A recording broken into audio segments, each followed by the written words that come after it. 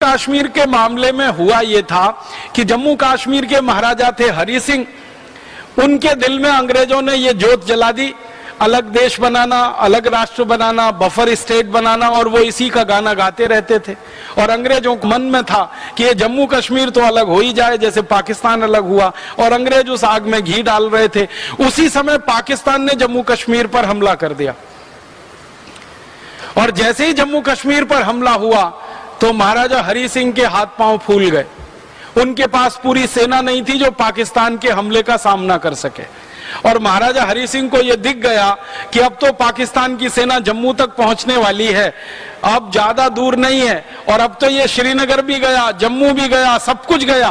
तो उनके दिल में था कि एक स्वतंत्र राष्ट्र बनेगा, अब तो लगा कि ये पाकिस्तानी राष्ट्र बन जाएगा। तो अंत में उन्होंने हथियार डाले और सरदार वल्लभ भाई पटेल के पास अपने प्रधानमंत्री को भेजा और कहा कि अब आप हमें बचाओ।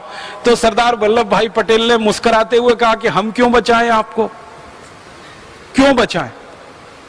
जम्मू कश्मीर तो भारत का अंग है नहीं, और आप तो कहते हो कि हम स्वतंत्र देश बनाएंगे, तो अपना स्वतंत्र देश बना लो, हम आपको क्यों बचाएं? तो जो प्रधानमंत्री था महाराजा हरि सिंह का, बहुत होशियार, बहुत चतुर व्यक्ति था, उसने कहा कि इस समय बहस करने का समय नहीं है, बाद में हम तय कर लेंगे, लेकिन ये पाकिस्तानियों से तो हमें बचाना है अपने राज्य को। तो सरदार पटेल ने कहा कि मैं मेरी सेना भेज सकता हूं और पाकिस्तानियों को हमारी सेना गाजर मूली की तरह से काट देगी, लेकिन एक शर्त है। तो शर्त क्या है? शर्त यह है कि आप बिना किसी शर्त के भारत में मिलने का फैसला करो और ऐलान करो कि भारत में आपका पूरा राज्य का विलय होगा। उसी कंडीशन पे भारत की सेना आपको बचाने के लिए आएगी, क्योंकि तकनीकी रूप से जब तक आप भारत देश से जुड़ते नहीं हैं तब तक भारत की सेना आपकी रक्षा क्यों करेगी? क्योंकि भारत की सेना तो भारत की सीमाओं की रक्षा करने के लिए है, और जम्मू कश्मीर चूंकि भारत का अंग नहीं बन पा रहा है और आपने ऐलान कर दिया है कि इसको स्वतंत्र देश बनाना है, तो हम आपकी रक्षा तो नहीं कर पाएंगे।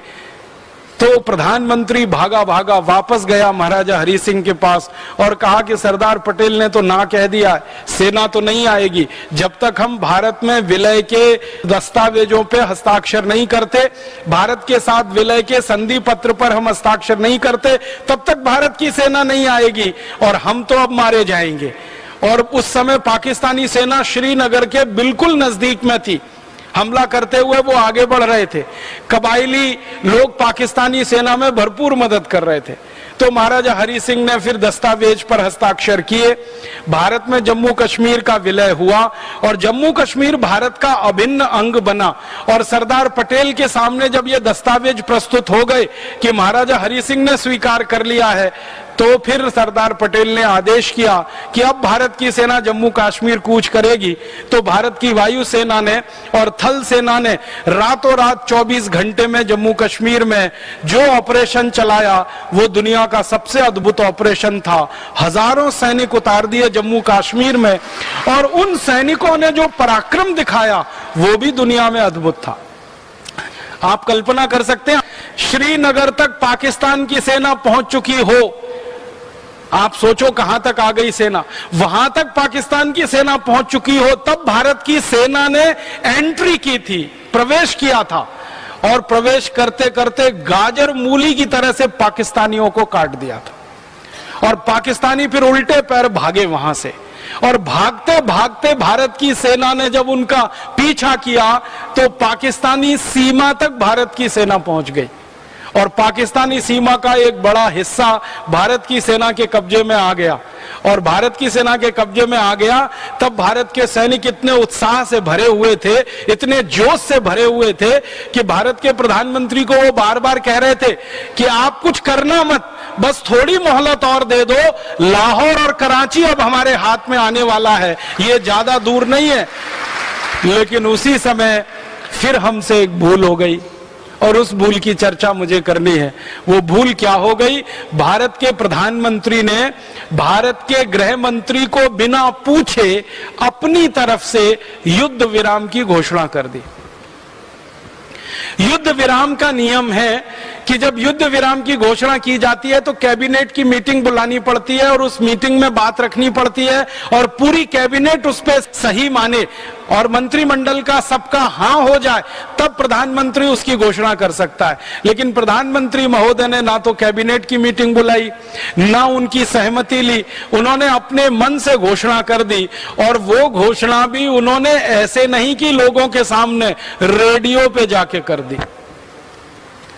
दिल्ली का ऑल इंडिया रेडियो स्टेशन है, वहां गए और जाकर घोषणा कर दी और अपनी तरफ से दुनिया भर को यह कह दिया कि हम संयुक्त राष्ट्र संघ की मध्यस्थता में इस जम्मू कश्मीर के मामले को हल करेंगे। माने संयुक्त राष्ट्र महासंघ आए और हमारे और पाकिस्तान के बीच में चौधरी बनकर बैठे और इसका फैसला वो ये करे कि जम्मू कश्मीर भारत में रहेगा कि पाकिस्तान में रहेगा। जब पहले से ही जम्मू कश्मीर के महाराजा ने ये बोल दिया था, हस्ताक्षर कर दिए थे, दस्तावेज उसके मौजूद हैं कि वो तो भारत में विलय कर चुके हैं, तो भारत के प्रधानमंत्री को यह कहने का कोई बात नहीं बनती कि भारत के और पाकिस्तान के बीच में जम्मू कश्मीर को हम एक डिस्प्यूटेड एरिया मानते हैं, विवादित क्षेत्र मानते हैं और इसका फैसला संयुक्त राष्ट्र महासंघ में होगा। बस वहीं से ये एक छोटा सा बयान हमारे गले की फांस बन गया और हड्डी बन गया। अब पाकिस्तान बार बार इसी को कहता रहता है कि भारत ने तो बोला है जम्मू कश्मीर डिस्प्यूटेड एरिया है, विवादित क्षेत्र है, और भारत ने तो बोला है कि इसका फैसला संयुक्त राष्ट्र महासभा के द्वारा होगा। तो संयुक्त राष्ट्र महासभा के लोग आए, जम्मू कश्मीर में रहें, भारत की सेना वहां से हटाई जाए, पाकिस्तान की सेना भी वहां ना रहे और जम्मू कश्मीर में एक जनमत संग्रह कराया जाए और वो जनमत संग्रह के आधार पर जो तय हो उससे तय किया जाए कि जम्मू कश्मीर भारत में रहेगा कि पाकिस्तान में रहेगा।